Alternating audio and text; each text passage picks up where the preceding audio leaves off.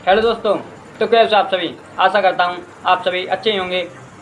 तो आप देख रहे हैं study A to Z channel. तो आपको पता है कि आज से हम महाकाल सीरीज का पार्ट 1 लॉन्च करने जा रहे हैं। तो चलिए बिना समय गवाए हुए हम पार्ट 1 स्टार्ट करते हैं। तो चलिए आज का पहला क्वेश्चन है कि भारत की सबसे लंबी मालगाड़ी कौन सी है। भारत की सबसे लंबी मालगाड़ी कौन सी है। तो उसका आंसर होगा वासुकी मालगाड़ी, जो कि 3.5 किलोमीटर लंबी है। यह भारत की सबसे लंबी मालगाड़ी है। दूसरा क्वेश्चन है कि आंध्र प्रदेश का निर्माण किससे मिलकर हुआ है। आंध्र प्रदेश का निर्माण किससे मिलकर हुआ है। तो उसका आंसर होगा रॉयल सीमा और तटीय आंध्रा से मिलकर आंध्र प्रदेश का निर्माण हुआ है। तीसरा क्वेश्चन हमारा कि संविधान संशोधन द्वारा वोट डालने की उम्र 21 वर्ष से 18 वर्ष कर दी गई। तो उसका आंसर होगा 61वें संविधान संशोधन द्वारा वोट डालने की उम्र 21 वर्ष से घटाकर 18 वर्ष कर दी गई थी। फोर्थ क्वेश्चन हमारा कि राज्यपाल के लिए मिनिमम आयु कितनी होनी चाहिए। राज्यपाल के लिए मिनिमम एज कितनी होनी चाहिए। तो उसका आंसर होगा 35 ईयर। राज्यपाल के लिए मिनिमम आयु होनी चाहिए। और मैं आपसे ये पूछ लूँ कि इसका वर्णन संविधान के किस भाग में किया गया है। इसका वर्णन संविधान के किस भाग में किया गया है। तो उसका आंसर होगा भाग 6 में राज्यपाल का वर्णन संविधान में किया गया है। अगर मैं आपसे पूछ लूँ कि संविधान के किस आर्टिकल में इसका वर्णन किया गया है। संविधान के किस आर्टिकल में राज्यपाल का वर्णन किया गया है। तो उसका आंसर होगा 152 से लेकर 237 तक। 152 से लेकर 237 तक संविधान में राज्यपाल का वर्णन किया गया है। फाइव क्वेश्चन हमारा कि भारत का पहला जेंडर पार्क कहाँ खोला गया है। भारत का पहला जेंडर पार्क कहाँ खोला गया है। तो उसका आंसर होगा केरल के अंदर भारत का पहला जेंडर पार्क खोला गया है। सिक्स क्वेश्चन हमारा कि भारत का पहला फायर पार्क कहाँ पर खोला गया है। भारत का पहला फायर पार्क कहाँ पर खोला गया है। तो उसका आंसर होगा ओडिशा भुवनेश्वर के अंदर भारत का पहला फायर पार्क खोला गया है। तो चलिए 5 क्वेश्चन की तरफ बढ़ते हैं। 5 क्वेश्चन है जिसमें कि हम डॉक्टर भीमराव अंबेडकर से संबंधित कुछ तथ्य जानेंगे। तो पहला हमारा कि प्रारूप समिति के अध्यक्ष कौन थे। प्रारूप समिति के अध्यक्ष कौन थे। तो उसका आंसर होगा डॉक्टर भीमराव अंबेडकर प्रारूप समिति के पहले अध्यक्ष थे। अगर मैं आपसे पूछ लूँ कि फर्स्ट कानून मंत्री कौन थे। फर्स्ट कानून मंत्री कौन थे। तो इसका आंसर भी होगा डॉक्टर भीमराव अंबेडकर फर्स्ट कानून मंत्री थे। जबकि अगर मैं आपसे पूछता हूँ कि एनिहिलेशन ऑफ कास्ट किसकी बुक है। एनिहिलेशन ऑफ कास्ट किसकी बुक है। तो उसका आंसर भी होगा डॉक्टर भीमराव अंबेडकर की ये बुक है। नेक्स्ट क्वेश्चन बनता है कि डॉक्टर भीमराव अंबेडकर की पार्टी का क्या नाम है। डॉक्टर भीमराव अंबेडकर की पार्टी का क्या नाम है। तो इसका आंसर होगा independent labour party. Doctor Bhimrao Ambedkar की पार्टी का नाम है। और मैं आपसे पूछता हूँ कि पूना पैक्ट किस किस के बीच हुआ था। पूना पैक्ट किस किस के बीच हुआ था। तो उसका आंसर होगा महात्मा गांधी और डॉक्टर भीमराव अंबेडकर के बीच पूना पैक्ट हुआ था। नेक्स्ट क्वेश्चन बनता है कि क्या अंबेडकर जी ने तीनों गोलमेज सम्मेलन में भाग लिया था या नहीं। क्या डॉक्टर भीमराव अंबेडकर जी ने तीनों गोलमेज सम्मेलन में भाग लिया था या नहीं। तो उसका आंसर होगा यस, डॉक्टर भीमराव अंबेडकर जी ने तीनों गोलमेज सम्मेलन में भाग लिया था। नेक्स्ट क्वेश्चन बनता है कि डॉक्टर भीमराव अंबेडकर की 4 इंपोर्टेंट बुक्स बताइए। डॉक्टर भीमराव अंबेडकर की इंपोर्टेंट 4 बुक्स बताइए। तो पहली बुक है हमारी जीवन दर्शन, दूसरी बुक है हमारी व्यक्ति दर्शन, तीसरी बुक है राष्ट्र दर्शन, जबकि चौथी बुक है हमारी आयाम दर्शन। मैं आपको बता दूं कि ये बुक किशोर मकवाना जी के द्वारा लिखी गई हैं और इनकी लॉन्चिंग भारत के प्रधानमंत्री श्री नरेंद्र मोदी जी के द्वारा की गई है। 9 क्वेश्चन हमारा कि यूरोप का मरीज किस देश को कहा जाता है। यूरोप का मरीज किस देश को कहा जाता है। तो उसका आंसर होगा तुर्की को यूरोप का मरीज कहा जाता है। अगर मैं आपसे पूछता हूँ कि नहरों का देश किसे कहा जाता है। नहरों का देश किसे कहा जाता है। तो उसका आंसर होगा पाकिस्तान को नहरों का देश कहा जाता है। नेक्स्ट क्वेश्चन है कि झीलों का देश किसे कहा जाता है। झीलों का देश किसे कहा जाता है। तो उसका आंसर होगा फिनलैंड को झीलों का देश कहा जाता है। अगर मैं आपसे पूछता हूँ कि बाउल ऑफ शुगर किस देश को कहा जाता है। बाउल ऑफ शुगर जैसे हम चीनी का कटोरा भी बोलते हैं, ये किस देश को कहा जाता है। तो उसका आंसर होगा क्यूबा को चीनी का कटोरा कहा जाता है। नेक्स्ट क्वेश्चन बनता है कि बूढ़ों का देश किसे कहा जाता है। बूढ़ों का देश किसे कहा जाता है। तो इसका आंसर होगा जापान और चाइना को बूढ़ों का देश कहा जाता है। और मैं आपसे पूछ लूँ कि जवानों का देश किसे कहा जाता है।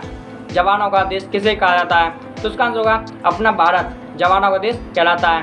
नेक्स्ट 10 क्वेश्चन हमारा कि किस राज्य में कृषि पर आधारित पहला सौर ऊर्जा संयंत्र खोला गया है।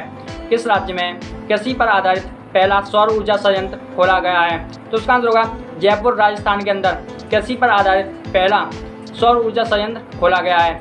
और मैं आपसे पूछता हूँ कि ये किस योजना के तहत खोला गया है, ये किस योजना के तहत खोला गया है। तो उसका आंसर होगा ये कुसुम योजना के तहत खोला गया है। नेक्स्ट क्वेश्चन 11 क्वेश्चन हमारा कि इटली में स्थित दो प्रमुख ज्वालामुखी कौन कौन से हैं।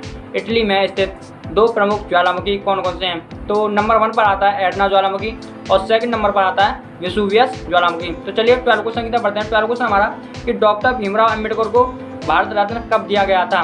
डॉक्टर भीमराव अम्बेडकर जी को भारत रत्न कब दिया गया था। तो उसका आंसर होगा 1990 में डॉक्टर भीमराव अम्बेडकर जी को भारत रत्न से सम्मानित किया गया था।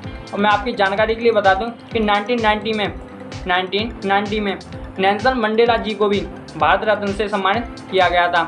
नेक्स्ट क्वेश्चन 12 क्वेश्चन है कि कौन कौन से देश दो महाद्वीपों में स्थित हैं। कौन कौन से देश दो महाद्वीपों में स्थित हैं। तो इसका आंसर होगा रसिया और तुर्की दो महाद्वीपों में स्थित हैं। तो वो कौन कौन से महाद्वीप हैं। तो एशिया और यूरोप ऐसे दो महाद्वीप हैं जिसमें कि रसिया और तुर्की स्थित हैं। नेक्स्ट क्वेश्चन 13 क्वेश्चन है कि कौन सा मिशन 13 क्वेश्चन में हम जानेंगे कौन सा मिशन किस रॉकेट के द्वारा लॉन्च किया गया था।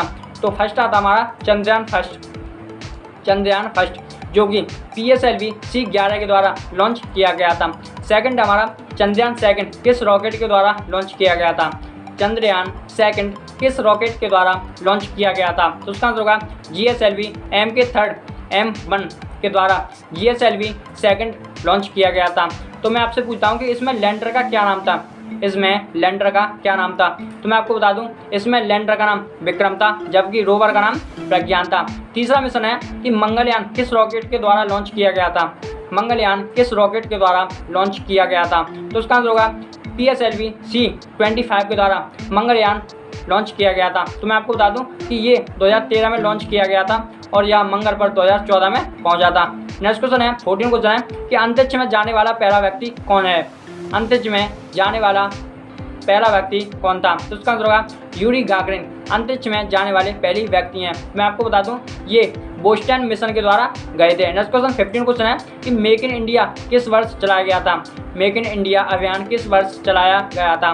तो उसका आंसर होगा 25 सितंबर 2014 से मेक इन इंडिया की शुरुआत हुई थी। नेक्स्ट क्वेश्चन है कि स्टार्टअप इंडिया किस वर्ष चलाया गया था। तो उसका आंसर होगा 2016 में स्टार्टअप इंडिया चलाया गया था।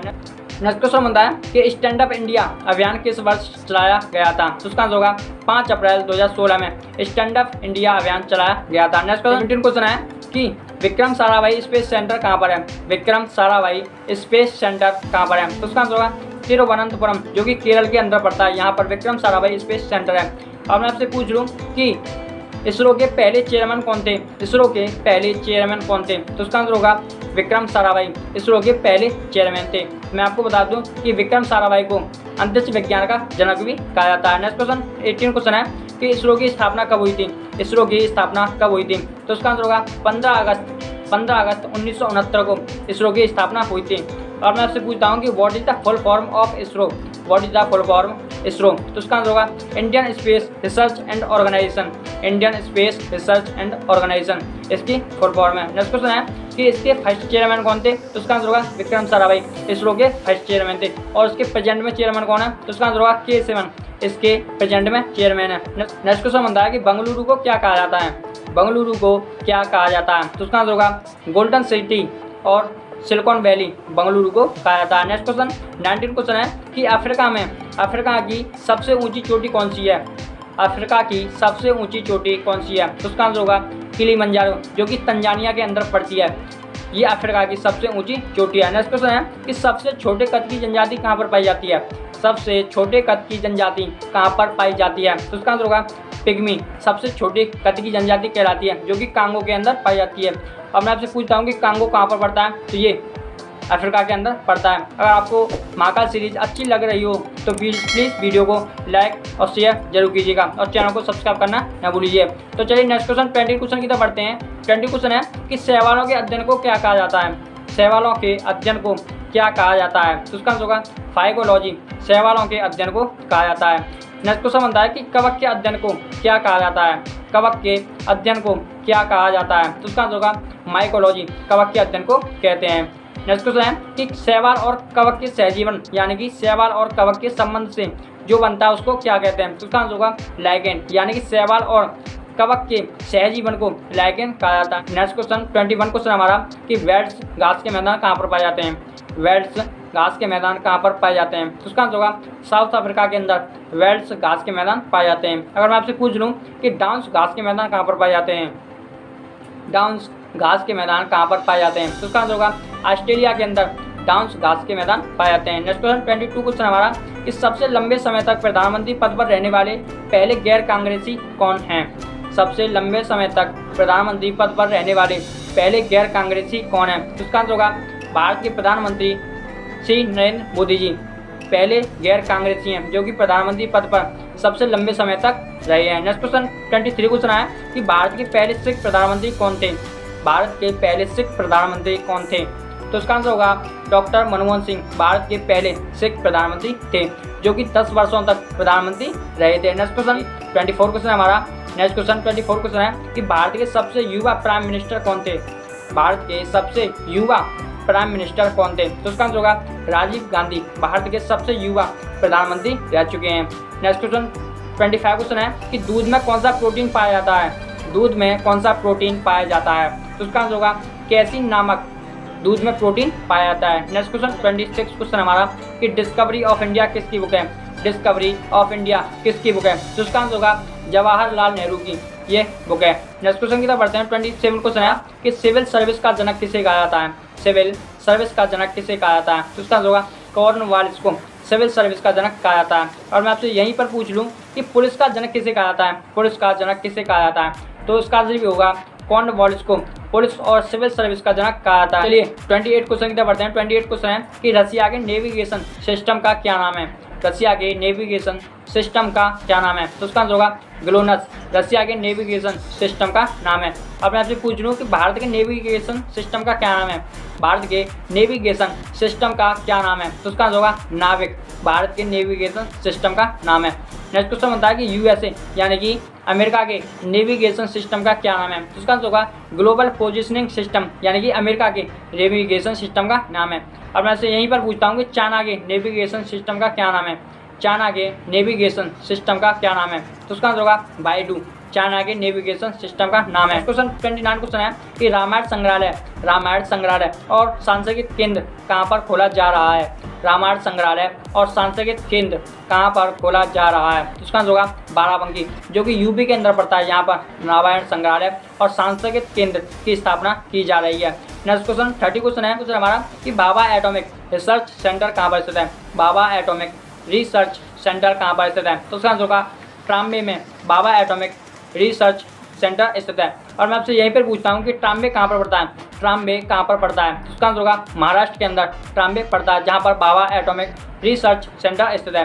और मैं आपसे पूछ लूँ कि न्यूक्लियर प्रोग्राम के पितामह किसे कहा जाता है। न्यूक्लियर प्रोग्राम के पितामह किसे कहा जाता है, तो उसका आंसर होगा डॉक्टर जहांगीर बाबा को न्यूक्लियर प्रोग्राम के पितामह कहा था। तो चलिए एक क्वेश्चन लिखिए कि इंटरनेशनल कोर्ट का हेडक्वार्टर कहाँ पर है। इंटरनेशनल कोर्ट का हेडक्वार्टर कहाँ पर है, तो इसका आंसर आपको कमेंट सेक्शन में देना है। तो आई होप आपको महाकाल सीरीज का पार्ट 1 बहुत ही अच्छा लगा होगा। और आपको महाकाल सीरीज का पार्ट 1 अच्छा लगा हो तो चैनल को subscribe till the like and subscribe करना ना भूलिए। तो चलिए मिलते हैं नेक्स्ट वीडियो में, जब तक के लिए जय हिंद।